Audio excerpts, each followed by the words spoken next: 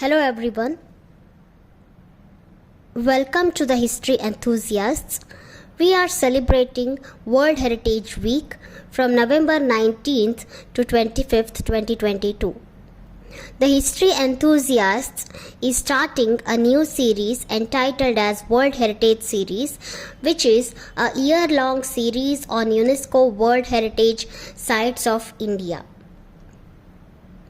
Definition of World Heritage Site. World Heritage is the designation for places on earth that are of outstanding universal value to humanity and as such have been inscribed on the World Heritage List to be protected for future generations to appreciate and enjoy the places as diverse and unique. What makes the concept of World Heritage exceptional is its universal application. World Heritage Sites belong to all the people of the world irrespective of the territory on which they are located. From masterpieces of creative genius to beautiful natural landscapes, these sites reveal the most compelling chapters of Earth's history. A World Heritage Site is any of various areas or objects inscribed on the United Nations Educational, Scientific and Cultural Organization UNESCO World Heritage List. The sites are designated as having outstanding universal value under the Convention concerning the protection of the world cultural and natural heritage. It provides a framework for international cooperation in preserving and protecting cultural treasures and natural areas throughout the world. Objective of the series. Heritage is our legacy from the past, what we live with today and what we pass on to future generations. Our cultural and natural heritage are both irreplaceable sources of life and inspiration. Many Indians and foreigners are unaware about the UNESCO World Heritage Sites in India. This series is a step towards establishing awareness about the World Heritage Sites of India. Each episode of the series will give a detailed description of one particular Indian World Heritage Site. Adoption of World Heritage Convention. The primary impetus for the adoption of the World Heritage Convention was the construction of the Aswan High Dam. In 1959, the governments of the United Arab Republic, UAR, now Egypt and Syria and Sudan, turned to UNESCO for help in salvaging the ancient sites and monuments of Egyptian Nubia. The sites were threatened with destruction by the Great Lake, which would build up behind the new dam at Aswan. UNESCO responded with an appeal to the international community for assistance, and the result was the largest archaeological rescue operation in history, which was entitled as the Nubian Preservation Campaign. The scale of the Nubian rescue operation, the level of international coordination that it entailed, and the obvious benefit to humankind that it yielded led conservationists to conclude that a permanent mechanism to preserve and protect global cultural heritage was needed. American officials Joseph Fisher and Russell Train spearheaded the effort to create such a body, and in 1965 they recommended to the White House Conference on International Cooperation. it was decided to be established a trust for the World Heritage would be responsible to the world community for the stimulation of international cooperative efforts to identify, establish, develop and manage the world's supernatural scenic areas and historic sites for the present and future benefit of the entire world citizenry. The recommendation failed to gain traction in the US, but by 1966, similar initiatives were being proposed by both the International Union for Conservation of Nature (IUCN) and the International Council on Monuments and Sites (ICOMOS).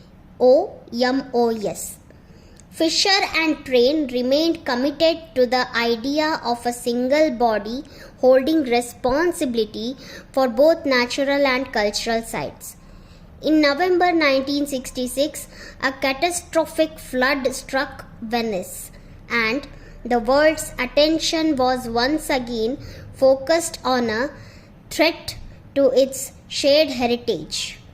UNESCO and the Italian government embarked on an ambitious multi-year conservation and restoration plan to address the damage.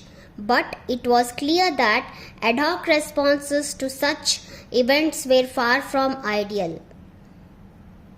At an international conference in Amsterdam in April 1967, Train reopened his vision of an international cooperative effort that brings together in an unified program a common concern for both humans' natural heritage and his cultural heritage. Indeed, the work of humans are necessarily founded upon and molded by the natural environment. Support for a World Heritage Trust continued to build, and in June 1972, delegates at the United Nations Conference on the Human Environment in Stockholm voiced their overwhelming support for such a program. On November 16, 1972, UNESCO adopted the Convention concerning the protection of the world cultural and natural heritage. By that time, UNESCO had embarked on yet another ambitious conservation project, this time at the massive Borobudur monument in Indonesia. Origin of World Heritage Site concept. The idea of recognizing both cultural conservation and nature conservation was probably first officially promulgated in a 1965 US conference that called for a World Heritage Trust to preserve the world's supernatural scenic areas and historic sites for the present and the future of the entire world citizenry. The International Union for Conservation of Nature promulgated similar proposals in 1968. These dual proposals were presented in 1972 to the United Nations Conference on the Human Environment in Stockholm and were combined into one text that was accepted by all parties. The Convention concerning the protection of the world cultural and natural heritage was adopted by the General Conference of UNESCO on 16 November 1972. The convention came into force on 17 December 1975. In November 1972, the United Nations Educational, Scientific and Cultural Organization UNESCO inaugurated the list by adopting a treaty known as the World Heritage Convention. Its continuing goal is to recruit the world community in identifying cultural and natural properties of outstanding universal value. The World Heritage Convention entered into force on December 17, 1975, and in 1978 the World Heritage List was created. 12 sites were inscribed to the list in its inaugural year.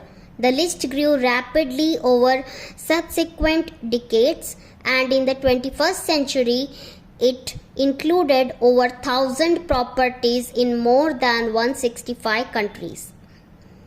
The World Heritage Initiative has quietly become a force for appreciating and safeguarding the world's special places. UNESCO officials do not see the list as mere trophy case of superlative places. World Heritage status commits the home nation to protect the designated location. And if a site through natural disasters, war, pollution or lack of funds begins to lose its value, nations that have signed the treaty must assist, if possible, in emergency aid campaigns. As of January 2017, 193 of the world's nations have signed the treaty. Missions of UNESCO behind World Heritage Sites concept. The first mission of UNESCO is to encourage countries to sign the World Heritage Convention and to ensure the protection of their natural and cultural heritage.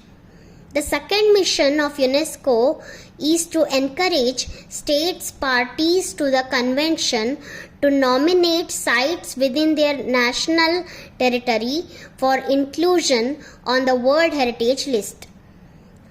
The third mission of UNESCO is to encourage states parties to establish management plans and set up reporting systems on the state of conservation of their World Heritage sites.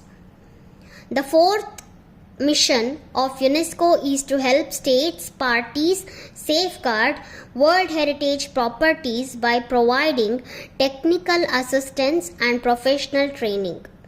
The fifth mission of UNESCO is to provide emergency assistance for World Heritage sites in immediate danger.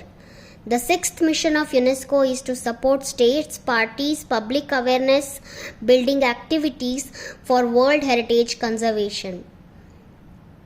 The seventh mission of UNESCO is to encourage international cooperation in the conservation of our world's cultural and natural heritage. The eighth mission of UNESCO is to encourage the participation of the local population in the preservation of their cultural and natural heritage. Presently, India consists of 40 UNESCO World Heritage Sites. I request our audience to actively participate with us in this journey of celebrating the heritage of our country, India. If you feel this video worthy, then please like the video and subscribe to our YouTube channel, and do follow our Facebook and Insta accounts. If you feel this